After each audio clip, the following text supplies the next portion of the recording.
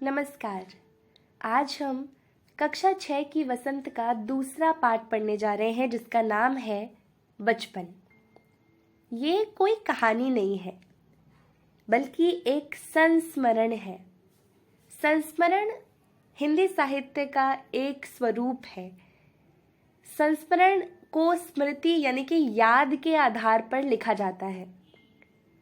याद के आधार पर किसी भी विषय, वस्तु या व्यक्ति के बारे में लिखना ही संस्मरण कहलाता है। जैसे मान लीजिए आपके साथ कोई घटना घटित होती है या आप किसी व्यक्ति से मिलते हैं, तो अगर आप अपने यादों के आधार पर उस अनुभव को लिखते हैं तो उसे संस्मरण कहेंगे।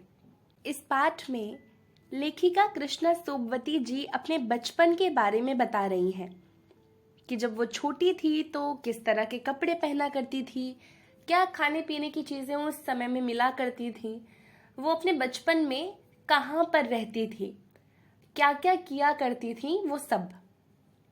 आइए पाठ को अब हम पढ़ते हैं। मैं तुम्हें अपने बचपन की ओर ले जाऊंगी। यहाँ पर मैं कृष्णा सोबवती जी हैं जो हमारी पाठ की लेखिका हैं। लेखिका कृष्णा सोबवती जी कह रही हैं कि वो हमें इस पाठ के माध्यम से अपने बचपन की ओर ले जाएंगी, यानी कि इस पाठ में वो अपने बचपन के बारे में हमें बताएंगी।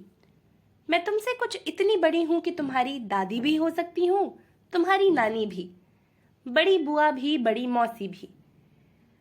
तो लेखिका कृष्णा सोबवती जी दादी या नानी के उम्र की हैं, मतलब वो काफी बड़ी हैं हमसे, हमारी दादी या नानी के उम्र की। परिवार में मुझे सभी लोग जीजी कहकर ही पुकारते हैं, तो उनकी फैमिली के सब लोग उनको जीजी बोलकर बुलाते हैं। हाँ, मैं इन दिनों कुछ बड़ा बड़ा यानी उम्र में सयाना महसूस करने लगी हूँ, शायद इसलिए कि पिछली शताब्दी में पैदा हुई थी। तो लेखिका बोल रही हैं कि इस उम्र में वो अपने आप को काफी बड़ा यानी कि बुजुर्ग महसूस करती हैं, क्योंकि उनका जन्म पिछली शताब्दी में हुआ है। पिछली शताब्दी यानी कि लास्ट सेंचुरी में उनका जन्म हुआ है। एक्चुअली कृष्णा सोबवती जी का जन्म 18 फरवरी 1925 को गुजरात में हुआ था। तो 1925 में वो पैदा हुई थी। अब चल रहा है 2021, तो आप समझ सकते हैं कि वो हमसे कितनी ज्यादा बड़ी होंगी। इसलिए वो कह रही हैं वो या तो हमारी दादी या तो नानी या बड़ी मौसी या बड़ी बुआ की उम्र की हैं। वो पिछली शताब्दी में पैदा हुई हैं। अभी ये 2021 चल रहा है, 2000 वाली लाइन चल रही है, 2000 वाली सेंचुरी चल रही है, और उनका जन्म 1900 वाली सेंचुरी में हुआ था। इसलिए वो उम्र में कुछ बड़ा महसूस करती हैं। मेरे पहनने ओढ़ने में भी काफी बदलाव आए हैं। पहले मैं रंग बिरंगे कपड़े पहनती रही हूँ, नीला, जामुनी, ग्रे, काला, चॉकलेटी। अब मन कुछ ऐसा करता है कि सफेद पहनो, गहरे नहीं, हल्के रंग। तो लेखिका यहाँ पर बता रही है कि पहले वो गहरे रंग के कपड़े पहनती थी, गहरे रंग के चटक मटक वाले कपड़े पहनती थी।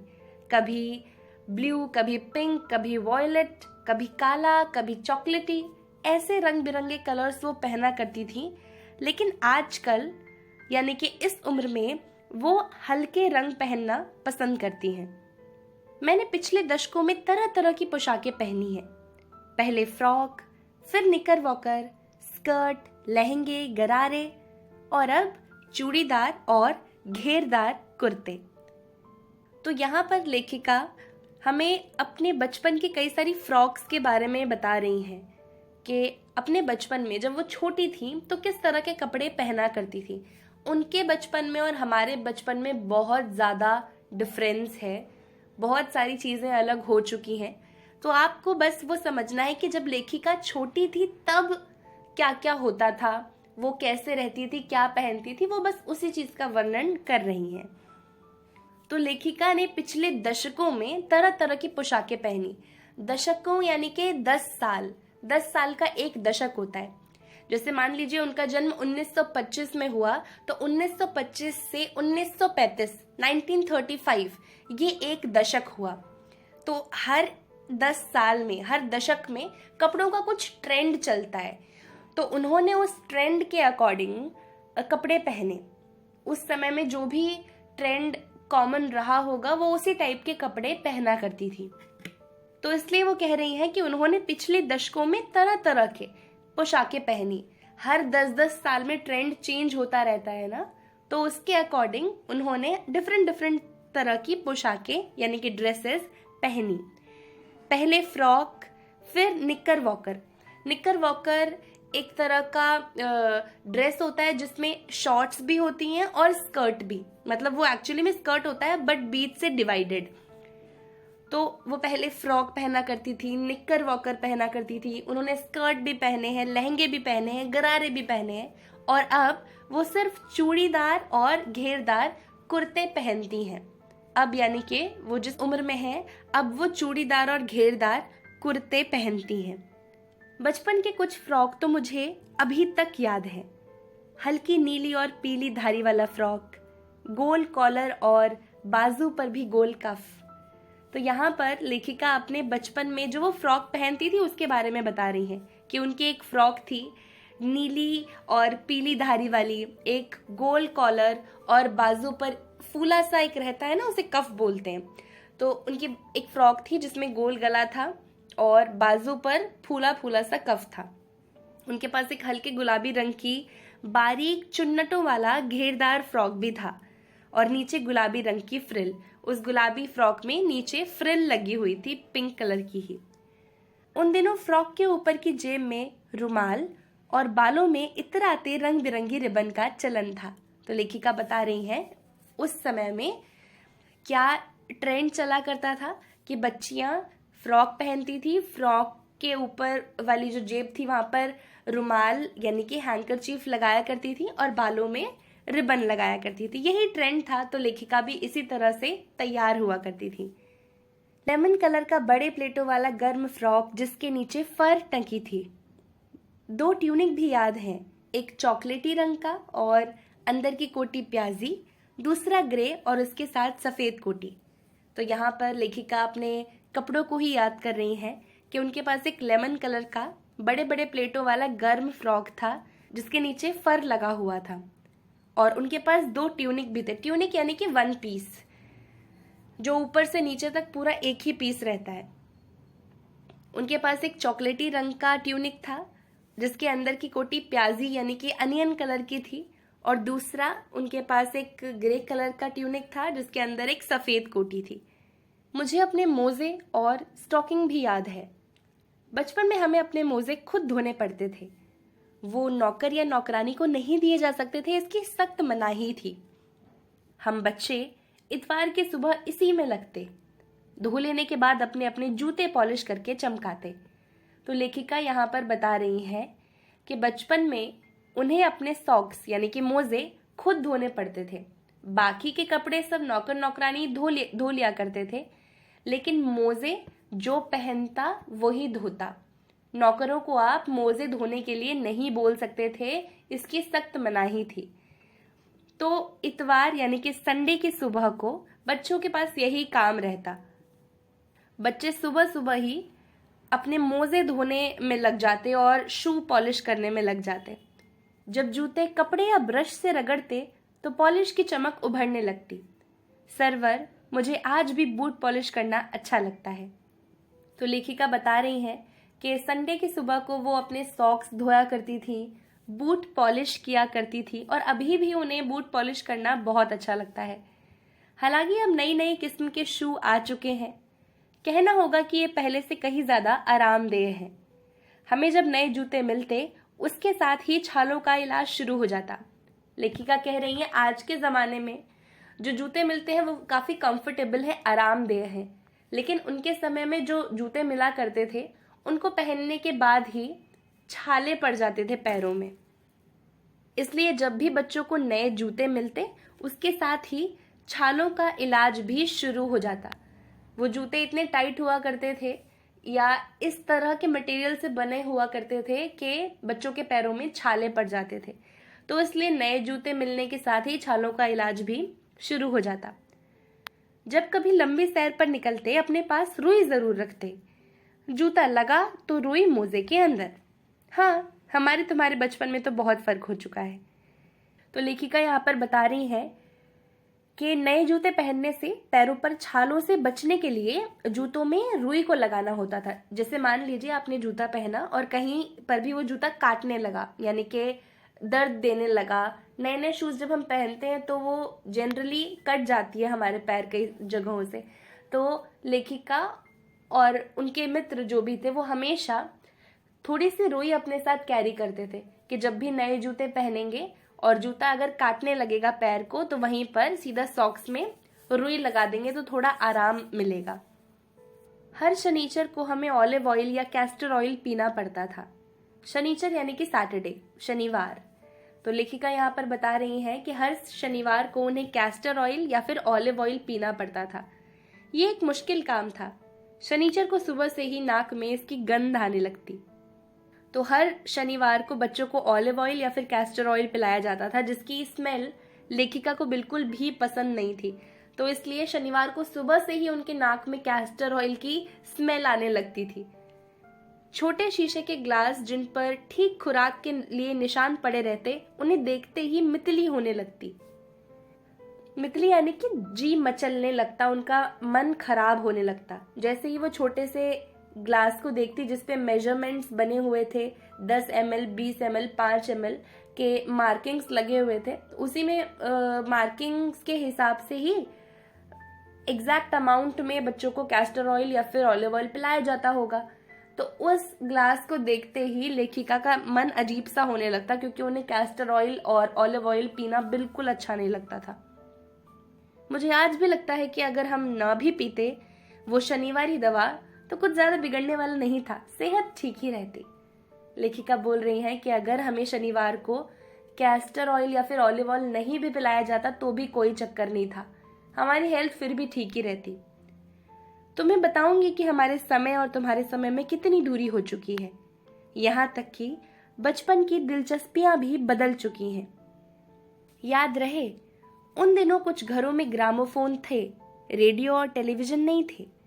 हमारे बचपन की कुल्फी आइसक्रीम हो गई है, कचौड़ी समोसा पेटीज में बदल गया है, शहतूत और फालसे और खसखस के शरबत कोक पेप्सी में। तो लेखिका अपने बचपन को आज के समय से कंपेयर कर रही हैं। वो कह रही हैं कि तब रेडियो और टेलीविजन नहीं हुआ करते थे, ग्रामोफोन कुछ ही घरों में हुआ करता था।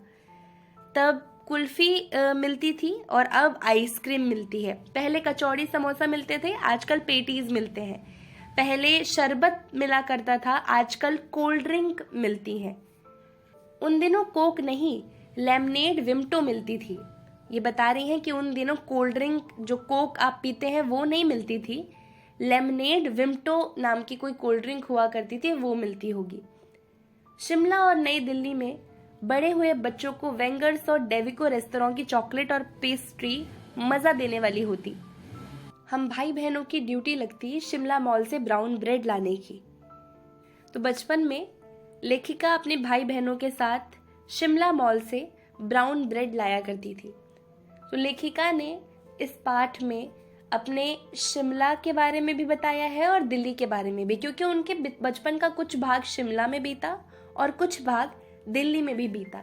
तो यहाँ पर वो बता रही हैं कि शिमला और नई दिल्ली में वो बड़े हुए हैं, इसलिए उन्हें वेंगर्स और डेविको रेस्टोरेंट की चॉकलेट और पेस्ट्री अच्छी लगती थी और वो अपने भाई बहनों के साथ मिलकर शिमला मॉल से ब्राउन ब्रेड लाया करती थी। हमारा घर मॉल से ज्यादा दूर नहीं था, एक छोटी सी चढ़ाई और गिरजा का मैदान, पहुंच जाते। वहां से एक उतराई उतरते और मॉल पर कन्फेक्शनरी काउंटर पर तरह तरह की पेस्ट्री और चॉकलेट की खुशबू मन भावनी। कन्फेक्शनरी वो दुकान होती है जहां पर नमकीन बिस्किट वगैरह मिलते हैं। तो लेखिका बता रही हैं कि उनका घर शिमला मॉल से कुछ ज्यादा दूर नहीं था, छोटी सी चढ़ाई करनी पड़ती थी, वहां पर एक मैदान आ जाता था, फिर वहां से नीचे उतरकर हम मॉल पहुंच जाते और वहां के कन्फेक्शनरी काउंटर पर बहुत डिफरेंट तरह की पेस्ट्री और चॉकलेट्स मिला करती थी। उनकी स्मेल बहुत अच्छी हुआ करती थी। हमें हफ्ते में एक बार चॉकलेट खरीदने की छूट थी।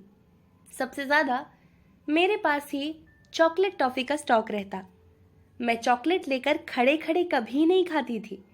घर लौटकर साइड बोर्ड पर रख देती और रात के खाने के बाद बिस्तर में लेटकर मज़ा ले लेकर खाती। तो लेखिका बता रही है कि उन्हें हफ्ते में एक बार ही चॉकलेट खरीदने की छूट थी और सबसे ज़्यादा चॉकलेट इन्हीं के पास होते थे। लेखिका हमेशा रात के खाने के बाद बिस्तर में घुसकर चॉकलेट का मज़ा लेती थी। वो जल्दबाजी में कभी भी चॉकलेट रास्ते में ही खाने नहीं लगती थी। वो घर पे आती, उसे साइड में रख देती, फिर रात को जब वो खाना खा लेती उसके बाद वो चॉकलेट खाया करती थी।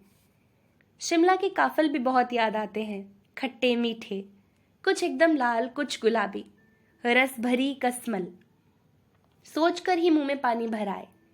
चेस्टनट एक और गजब की चीज, आग पर भुने जाते और फिर छिलके उतारकर मुंह में। तो उन्हें शिमला के खट्टे मीठे काफल और चेस्टनट आज भी याद आते हैं। चने जोर गरम और अनारदाने का चूर्ण। हाँ, चने जोर गरम की पुड़िया जो तब थी वो अब भी नजर आती है। पुराने कागजों से बनाई हुई इस पुड़िया में निरा हाथ का कमाल है। नीचे से तिरछी लपेटते हुए ऊपर से इतनी चौड़ी कि चने आसानी से हथेली पर पहुंच जाए। एक वक्त था जब फिल्म का गाना चना जोर गरम बाबू में लाया मजेदार चना जोर गरम उन दिनों स्कूल के हर बच्चे को आता था। कुछ बच्चे पुड़िया पर तेज मसाला बुरकवाते। पूरा गिरजा मैदान घूमने तक ये पुड़िया चलती। एक एक चना पापड़ी मुंह में डालने और कदम उठाने में एक खास लय रफ्तार थी। चना जोर गरम की पुड़िया उन्हें आज भी नजर आती है। जो चने बेचने वाले होते हैं वो कैसे सफेद सफेद कोन्स जैसे बनाकर पेपर के चने बेचते हैं। वो कह रही हैं पहले भी चने उसी तरह से बिका करते थे, आज भी चने उसी तरह से बिका करते हैं। एक मूवी थी जिसका एक गाना था चना जोर गरम बाबू में लाया मजेदार। उस समय के हर एक बच्चे को ये गाना आता था। कुछ बच्चे चने के वो पैकेट पर वो जो कोन जैसी होती थी उसमें ज़्यादा स्पाइसी उसे बनवाया करते थे, ज़्यादा मसाला डलवाते थे और पूरा गिरजा मैदान घूमते घूमते वो उन चनों को खाया करते थे। छुटपन में हमने शिमला रिस पर बहुत मज़े किए हैं, घोड़ों की सवारी की है। शिमला के हर बच्चे को कभी न कभी ये मौका मिल ही जाता था। हम न जाने क्यों घोड़ों को कुछ कमतर करके समझते, उन पर हंसते थे। ननिहाल के घोड़े खूब हष्ट पुष्ट और खूबसूरत। उनकी बात फिर कभी। लेखिका यहाँ पर बता रही है कि बचपन में शिमला रिज पर वो घोड़ों की सवारियां करती थी और उन्हें उसमें बहुत मजा आता था। शाम को रंग बिरंगे गुब्बारे, सामने जाखू का पहाड़, ऊंचा चर्च की घंटियां बजती तो दूर दूर तक उनकी गूंज फैल जाती। लगता इसके संगीत से प्रभु यीशु स्वयं कुछ कह रहे हो। तो शाम को रंग बिरंगे गुब्बारे आसमान में नजर आते थे। जाकू का पहाड़, वहां पर एक पहाड़ था और चर्च की घंटियों की गूंज शाम को सुनाई देती थी और उन्हें वो सब आज भी याद है। चर्च की जब घंटियां शाम को बजती थी तो उन घंटियों के संगीत से ऐसा लगता था कि यीशु खुद कुछ कहना चाह रहे हो। सामने आकाश पर सूर्यास्त हो रहा है, यानी कि सनसेट, मतलब सूरज अब आकाश में डूब रहा है। गुलाबी सुनहरी धारियां नीले आसमान पर फैल रही हैं। दूर दूर फैले पहाड़ों के मुखड़े गहराने लगे और देखते ही देखते बत्तियां टिमटिमाने लगी। तो लेखिका बता रही हैं कि सूरज ढल रहा है और आसमान में गुलाबी और संतरी रंग छाया हुआ है। धीरे धीरे पहाड़ अब अंधेरे में ढक रहे हैं और देखते ही देखते बत्तियां टिमटिमा रही हैं, मतलब कि लाइट सब जलने लगी हैं घरों की। रिज पर की रौनक और माल की दुकानों की चमक के भी क्या कहने। मतलब शाम को रिज की रौनक और माल के दुकानों की चमक बहुत अट्रैक्टिव लगती थी। सर्वर स्कैंडल पॉइंट के ठीक सामने उन दिनों एक दुकान हुआ करती थी जिसके शोरूम में शिमला कालका ट्रेन का एक मॉडल बना हुआ था। इसकी पटरियां, उस पर खड़ी छोटे छोटे डिब्बों वाली ट्रेन, एक और लाल टीन की छत वाला स्टेशन और सामने सिग्नल देता खंबा, थोड़ी थोड़ी दूर पर बनी सुरंगें। तो स्कैंडल पॉइंट के सामने एक शोरूम था उस शोरूम में शिमला कालका ट्रेन का मॉडल था। शिमला कालका ट्रेन पिछली सदी की यानी कि 1900 वाली सेंचुरी की सबसे तेज गाड़ी थी। उसी गाड़ी का एक मॉडल उस शोरूम में बना हुआ था। पिछली सदी में तेज रफ्तार वाली गाड़ी वही थी। कभी कभी हवाई जहाज भी देखने को मिलते। दिल्ली में जब भी उनकी आवाज आती बच्चे उन्हें देखने बाहर दौड़ते। दिखता एक भारी भरकम पक्षी उड़ा जा रहा है आकाश में पंख फैलाकर, ये देखो, और वो गायब। उसकी स्पीड ही इतनी तेज लगती। तो लेखिका अब दिल्ली की बात बता रही हैं कि दिल्ली में कई बार उन्हें आकाश में हवाई जहाज यानी कि एरोप्लेन भी नजर आ जाता। जब भी वो एरोप्लेन को देखती तो ऐसा लगता कि कोई चिड़िया है जो पंख फैलाकर आकाश में उड़ रही है। जब भी बच्चे एरोप्लेन को देखते तो अपने घरों से निकलते बाहर और देखते कि ये कहाँ से आवाज आ रही है या एरोप्लेन किधर जा रहा है। आजकल तो ये चीज बहुत कॉमन हो गई है, एरोप्लेन देखने के लिए कोई रुकता भी नहीं, पर उस समय में एरोप्लेन बहुत नई नई चीज थी, तो बच्चे बहुत एक्साइटेड होकर अपने घरों से निकलकर उसे देखते थे। हाँ, गाड़ी के मॉडल वाली दुकान के साथ एक और ऐसी दुकान थी जो मुझे कभी नहीं भूलती। ये वह दुकान थी जहां मेरा पहला चश्मा बना था। वहां आंखों के डॉक्टर अंग्रेज थे। तो अब लेखिका बता रही है कि वो जो शोरूम है जिसमें गाड़ी का मॉडल है उसके जस्ट बगल में एक दुकान है, और वो दुकान मैं चाहकर भी कभी नहीं भूल सकती क्योंकि उस दुकान में मेरा पहला चश्मा बना था और उस दुकान के जो डॉक्टर हैं वो अंग्रेज थे। शुरू शुरू में चश्मा लगाना बड़ा अटपटा लगा। अटपटा यानी कि अजीब। छोटे बड़े मेरे चेहरे की ओर देखते और कहते, आंखों में कुछ तकलीफ है, इस उम्र में ऐनक, दूध पिया करो। मैं डॉक्टर साहब का कहा दोहरा देती कि कुछ देर पहनोगी तो ऐनक उतर जाएगी। वैसे डॉक्टर साहब ने तो पूरा आश्वासन दिया था, लेकिन चश्मा तो अब तक नहीं उतरा, नंबर बस कम ही होता रहा। उस शोरूम जहां पर गाड़ी का मॉडल था उसके बगल में एक आंखों के डॉक्टर की दुकान थी जहां लेखिका ने पहली बार चश्मा बनवाया था। तो उस अंग्रेज डॉक्टर ने कहा था कि कुछ दिनों बाद उनका ऐनक उतर जाएगा, पर वो ऐनक कभी नहीं उतरा। सब लोग, जितने भी छोटे बड़े लोग थे, वो सब उनके चेहरे की तरफ देखा करते थे। लोगों को लगता था कि उनकी आंखों में कुछ ना कुछ तकलीफ है, कि ऐसी उम्र में, इतनी छोटी उम्र में उनको ऐनक क्यों लगा है। लोगों ने सलाह देते थे कि दूध पिया करो, ये खाया करो, वो खाया करो। तो जब भी लोग उन्हें सलाह देने आते तो वो कह देती कि कुछ समय में लगाऊंगी चश्मा, तो कोई बात नहीं, चश्मा उतर जाएगा। डॉक्टर ने भी यही कहा था, पर उनका चश्मा कभी नहीं उतरा। मैं अपने आप ही इसकी जिम्मेवार हूं। तो लेखिका की आंखों पर जो चश्मा लगा उसके लिए वो खुद को ही जिम्मेदार मानती हैं। जब आप दिन की रोशनी को छोड़कर रात में टेबल लैंप के सामने काम करेंगी तो इसके अलावा और क्या होगा। वो मानती है इस चीज को कि वो दिन में नहीं पढ़ाई किया करती थी और रात को टेबल लैंप की रोशनी में काम किया करती थी, इसी वजह से उनकी आंखों पर चश्मा लगा। हाँ, जब पहली बार मैंने चश्मा लगाया था तो मेरे एक चचेरे भाई ने मुझे छेड़ा, देखो देखो कैसी लग रही है। लेखिका बता रही हैं कि पहली बार जब उन्होंने चश्मा लगाया तो उन्हें काफी अजीब लगा और उनके कजिन ने उनका मजाक भी उड़ाया, उन्हें छेड़ा भी कि अरे कैसी लग रही है ये बेकार सी। आंख पर चश्मा लगाया ताकि सूझे दूर की, ये नहीं लड़की को मालूम सूरत बनी लंगूर की। उनके कजन ने ये छोटी सी एक पोयम भी बना दी थी उनको चिढ़ाने के लिए। मैं खीजी कि मुझ पर ये क्यों दोहराया जा रहा है, पर शेर बुरा न लगा। जब वो चाय पीकर चले गए तो मैं अपने कमरे में जाकर आईने के सामने खड़ी हो गई। कई बार अपने आप को देखा, ऐनक उतारी, फिर पहनी, फिर उतारी, देखती रही। सूरत बनी लंगूर की? नहीं नहीं नहीं नहीं, हाँ। मैंने अपने छोटे भाई का टोपा उठाकर सिर पर रखा। कुछ अजीब लगा, अच्छा भी और मजाकिया भी। तो जब उनके कजन ने उन्हें चिढ़ाया तो लेखिका बहुत खींच गई, मतलब गुस्सा हो गई। और जब उनके भाई चले गए तो फिर वो अपने कमरे में गई, आईने के सामने उन्होंने चश्मा पहना, फिर उतारा, फिर पहना, फिर उतारा। वो देख रही थी अपनी सूरत को, अपनी शक्ल को, कि चश्मा पहनकर वो कैसी लग रही हैं, चश्मा उतार कर वो कैसी लग रही हैं। उन्होंने फिर अपने भाई की टोपी अपने सर पे रख ली। उन्हें अच्छा लगा और मजाकिया भी।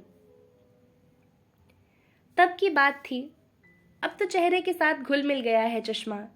जब कभी उतारा हुआ होता है तो चेहरा खाली खाली लगने लगता है। तो लेखिका कह रही है, पहली बार जब मैंने चश्मा लगाया था तो मुझे बहुत अजीब लग रहा था, लोग मुझे चिढ़ाते थे। और आज ऐसा समय आ गया है कि जब मैं चश्मा उतारती हूँ तो मेरा चेहरा बहुत खाली खाली लगता है। याद आ गया वो टोपा, काली फ्रेम का चश्मा और लंगूर की सूरत। हाँ, इन दिनों शिमला में मैं सर पर टोपी लगाना पसंद करती हूँ। मैंने कई रंगों की जमा कर ली है, कहाँ दुपट्टों का ओढ़ना और कहाँ सहज सहल सुभीते वाली हिमाचली टोपियाँ। तो अब बिना चश्मे के लेखिका का चेहरा बिल्कुल खाली खाली लगता है। तो लेखिका चश्मे के साथ आज के समय में टोपी लगाना पसंद करती हैं। उनके पास कई रंगों की हिमाचली टोपी इकट्ठा है। अब वो टोपी लगाती हैं और चश्मा भी पहनती हैं और उन्हें बिल्कुल भी अजीब नहीं लगता। तो इसी के साथ हमारा ये पाठ यहाँ पर खत्म होता है। इस पाठ के प्रश्न उत्तर हम आगे आने वाले वीडियो में कवर करेंगे। So that's it for this video. I'll see you guys in the next one.